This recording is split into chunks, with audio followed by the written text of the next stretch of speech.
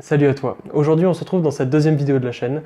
J'ai pas pu poster la vidéo de Damso parce qu'elle se fait bloquer instantanément dès que je la publie parce qu'elle contient que la musique de Damso et d'Orelsan et du coup le network et plus généralement le label me bloque la vidéo automatiquement sur YouTube. Du coup si tu veux retrouver un exemple des blocs textes dont je te parlais dans la première vidéo, tu peux descendre dans la description, il y a un lien Google Drive.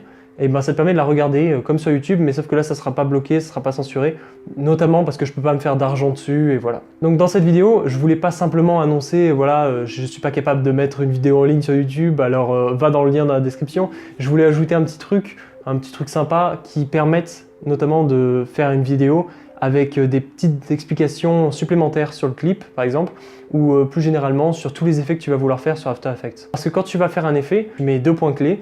Ton objet bouge d'une position A à une position B ou part d'une échelle A et atteint une échelle B de manière linéaire, uniforme. Et le problème c'est que c'est pas réaliste de faire des déplacements d'une manière uniforme parce que dans le monde qui nous entoure, rien n'est uniforme. Il y a les forces qui jouent, il y a l'énergie potentielle de pesanteur et l'énergie cinétique par exemple, ce qui fait que quand un objet monte, s'élève avec une vitesse, il va perdre de sa vitesse et augmenter en énergie potentielle de pesanteur. Et du coup son énergie cinétique va diminuer et puis après jusqu'à ce qu'elle soit nulle et qu'il retombe. Et ça en fait partout, dans tous les effets qu'on va devoir créer avec des objets en mouvement qui seront soit en 2D soit en 3D qu'on va devoir animer nous-mêmes, il va falloir simuler l'accélération d'un objet ou la décélération d'un objet avec ce qu'on appelle le lissage des points clés. Le lissage des points clés, j'ai découvert ça il y a vraiment pas longtemps sur l'échelle de l'apprentissage d'After Effects.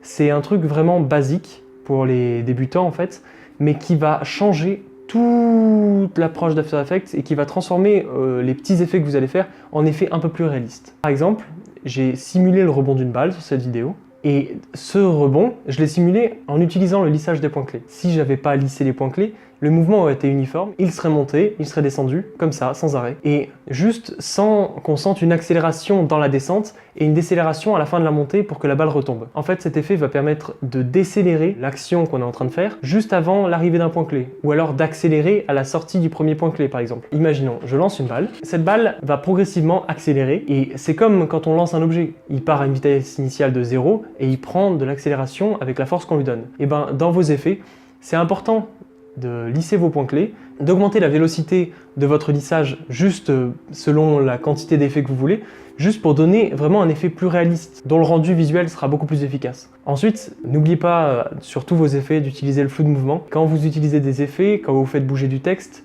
même si le texte bouge pas très vite, le flou de mouvement va donner un effet vraiment réaliste. Des fois, il faut savoir un petit peu salir la vidéo entre guillemets, c'est pour ça le flou de mouvement, pour donner plus de réalisme dans vos effets. Et en fait, plus que du réalisme, en fait, c'est donner vraiment un effet naturel. Le texte se déplace, c'est comme s'il se déplaçait vraiment, on se pose plus la question. Voilà. Donc je voulais apporter cette petite précision, notamment sur le lissage des points clés et aussi sur le flou de mouvement, parce que c'est hyper important de l'utiliser, surtout le lissage des points clés, parce qu'on s'en rend pas compte, mais c'est hyper important de comprendre un peu le principe d'accélération et de décélération dans les mouvements de vos objets, pour leur donner un côté beaucoup plus réaliste et beaucoup plus naturel à l'œil. Voilà, c'est des effets qui sont très basiques à apprendre, mais j'avais besoin d'en parler, parce que j'en ai pas parlé dans le bloc texte, parce que ça me paraissait pas judicieux d'aborder ce sujet tout de suite, et c'est quelque chose d'important à utiliser. Pour accéder au lissage des points clés, tu vas dans ta vidéo, tu vois sur tes points clés que tu as générés en appuyant sur le chronomètre à deux endroits différents, et tu cliques droit sur tes points clés, et là il va y avoir lissage de vitesse à l'approche, à l'éloignement et lissage de vitesse tout court. En fait, si tu t'éloignes de ton point clé, tu lisses à l'éloignement, et si tu t'approches de ton point clé, c'est-à-dire c'est le dernier, et là tu lisses à l'approche. Tu peux lisser la vitesse pour que ce soit à l'approche et à l'éloignement, et comme ça, si c'est un point clé intermédiaire entre deux points clés, là ça fera un petit sablier, et du coup il sera lissé à l'approche et à l'éloignement. Là la vélocité, ça va juste être régler la quantité de vitesse, augmenter l'effet avec des pourcentages. Par exemple, si je mets 80%, ça va être une grosse décélération. Ça va être 80% au maximum dans la vidéo et ça va décélérer jusqu'à 0, de 80% à 0, juste sur une petite zone de lissage. En fait, la petite zone de lissage, c'est un peu comme un fondu entre les 80% de vitesse et les 0. Du coup, une fois qu'on a augmenté la vélocité pour vraiment donner cet effet hyper fort, et voilà, vous voyez que ça fait un rebond qui accélère, qui décélère, qui accélère, qui décélère. Et voilà, l'effet est fait, vraiment très simplement. Vous mettez le flou de mouvement et voilà, votre vidéo est vraiment plus crédible et ça fait un rebond beaucoup plus naturel que si c'était juste une vidéo où votre ballon montait et redescendait.